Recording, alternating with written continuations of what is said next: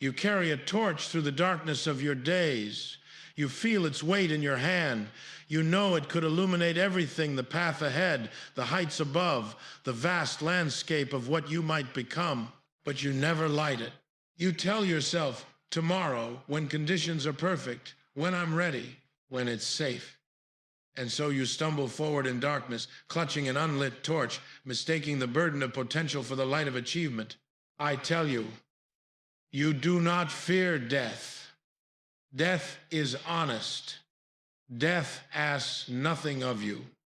What you fear, what keeps you frozen in routines you despise, what makes you perform safety while your spirit withers is that death will arrive and show you the truth you've been fleeing.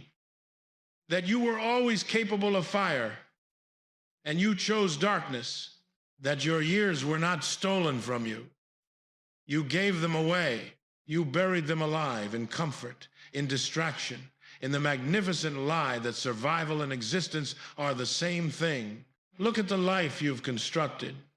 Every morning, the same sequence of small deaths, the alarm that jolts you from dreams not into life, but into performance, the commute where you rehearse numbness, the hours spent in transactions you don't value, building something you don't believe in, becoming someone you don't recognize, then evening, the collapse into distraction, the systematic erasure of consciousness through screens, substances, the careful avoidance of silence. You call this routine. I call it a burial you perform on yourself daily with precision. The coffin is comfortable, padded with certainty, lined with the soft reassurances of the herd. This is what responsible people do. This is maturity. This is reality. You've made peace with it. You've learned to breathe the thin air of unlived life. You've mistaken the absence of pain for the presence of meaning. But in quiet moments, those rare gaps between distractions, you feel it. The torch in your hand, growing heavier. The years accumulating like unpaid debts. The sense that time is not moving forward but draining away, that you're not living so much as watching yourself not live, a spectator to your own disappearance. Where did you learn that life was something to be endured rather than devoured? Who taught you that safety was the highest value, that comfort was the measure of success, that the goal was to minimize risk rather than maximize becoming? I watch you optimize for security. You choose the known over the possible. You select the path that asks least of you. You engineer a life where nothing can truly touch you. Not failure, not rejection, not the sharp edges of genuine desire. And you congratulate yourself on your prudence, your maturity, your realism, but the body knows what the mind denies. Why else the exhaustion that sleep never cures? Why else the vague depression that no circumstance explains? Why else the rage that surfaces at minor inconveniences, the displaced fury of a caged animal striking at shadows because it cannot strike at bars? Your ancestors faced starvation, predators, the genuine possibility of not seeing tomorrow. They were alive in ways you've forgotten are possible. Every hunt was a question mark. Every winter was an examination. Life pressed against them with teeth and claws, and they pressed back, and in that contest they knew themselves as forces, as flames, as beings who mattered because they could be extinguished. You've eliminated the threats. Congratulations. You've also eliminated the aliveness that comes from dancing with them. Here is what you must understand. You were not born for comfort. You were born for significance. These are not the same thing. Comfort asks you to become smaller, more predictable, more easily satisfied. Significance demands you become larger than you are, that you overflow your current boundaries, that you attempt what terrifies you, because the attempt itself is the point. The torch remains unlit because lighting it means accepting responsibility for the illumination.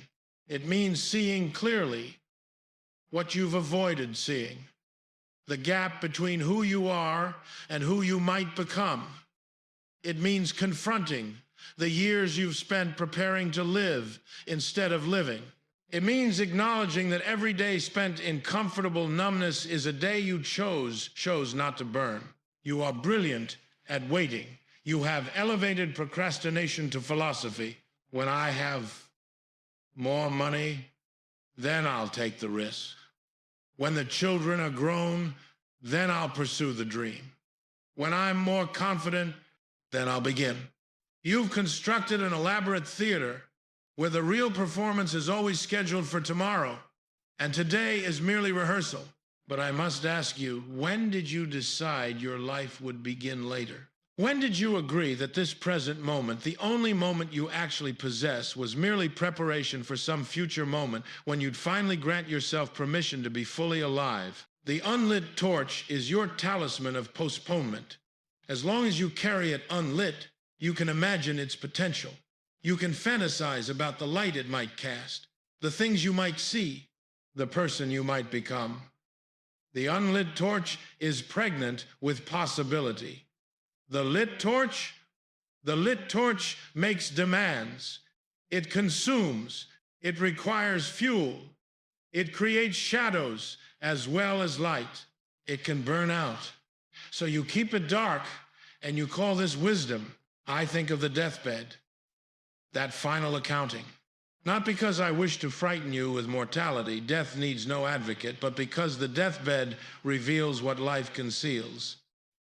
That we knew always what mattered, and we chose otherwise. The dying do not mourn the risks they took. They mourn the risks they avoided.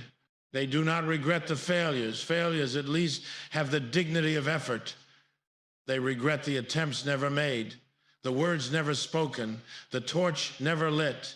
They realize in that final clarity that they treated life as a dress rehearsal, and now the curtain falls, and there will be no performance. What will you think in that moment? Will you remember the promotions, the careful networking, the impressive title? Or will you remember the Tuesday morning 20 years ago when you wanted to quit everything and build something true, and you didn't because it wasn't sensible? Will you celebrate the money saved or mourn the experiences sacrificed to save it?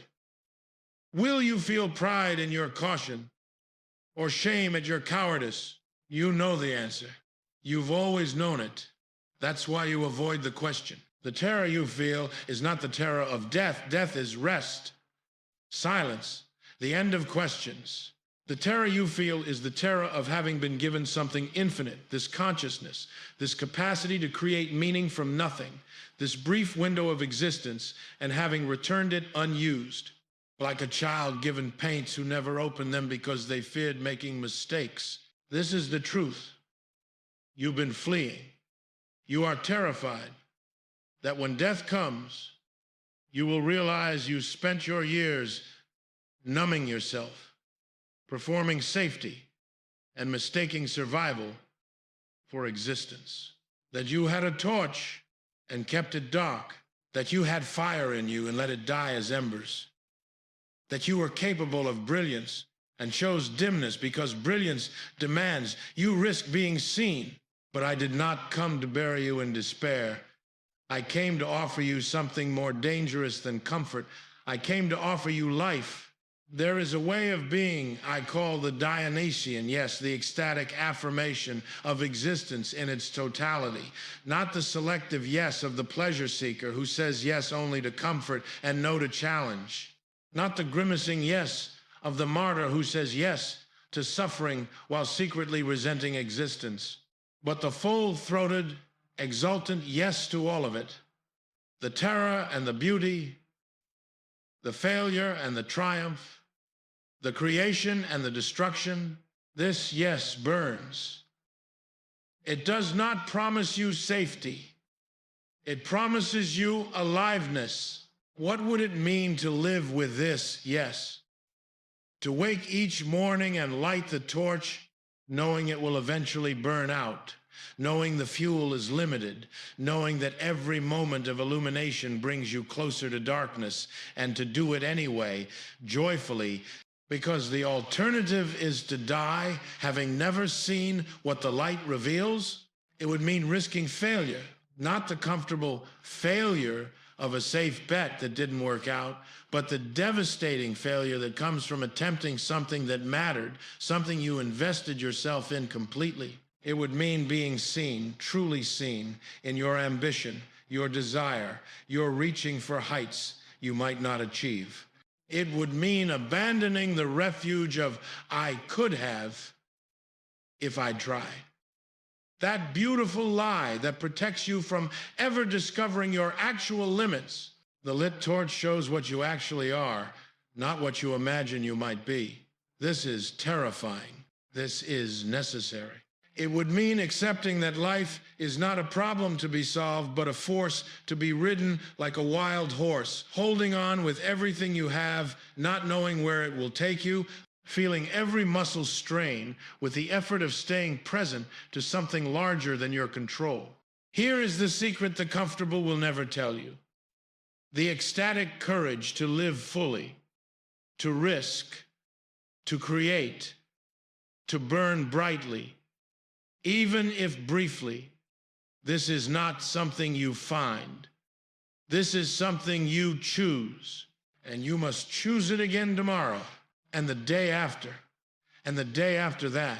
The torch does not light itself. No one is coming to do this for you. Not a teacher, not a sign, not the perfect circumstances. The conditions will never be perfect. You will never be ready. There will always be reasons to wait. Light it now, or die, having carried it through darkness. So I ask you, what would you do if you truly accepted that your time is finite? If you looked at your life with clear eyes and saw the years behind you and the uncertainty ahead and understood in your bones that this right now is not preparation, but the thing itself, would you spend tonight as you've spent the last 100 nights? Would you wake tomorrow and return to the comfortable coffin? Would you continue carrying the unlit torch, telling yourself you're protecting its potential, when you're actually protecting yourself from the demand of your own becoming? Or would you finally light it? The path forward is not safe. It does not promise you comfort. It will demand everything: your certainty, your excuses, your careful avoidance of genuine risk.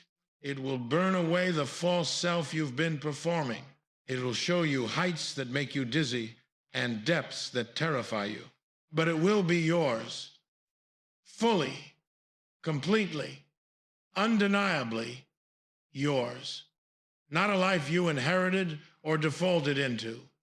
Not a life you're waiting permission to begin, but a life you created from the raw materials of yore, becoming a life you chose with such clarity that if you had to live it again, infinitely, exactly as it was, you would say, yes, begin. Not tomorrow, not when you're ready. Now, light the torch.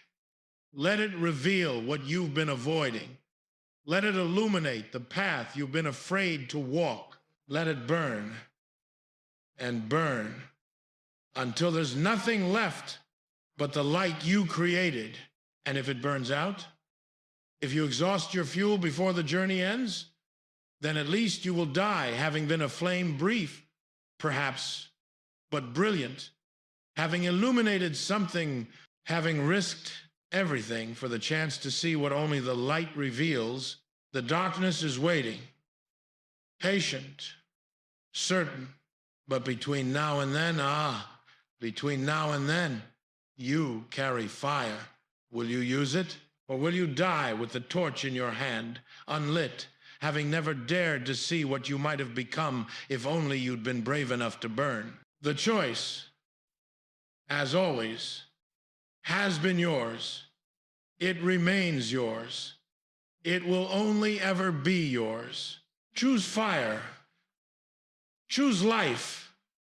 Choose becoming, or choose the comfortable darkness and the slow death of unlived years. But choose knowing what you're choosing. That, at least, is honest. That, at least, is the beginning of something true.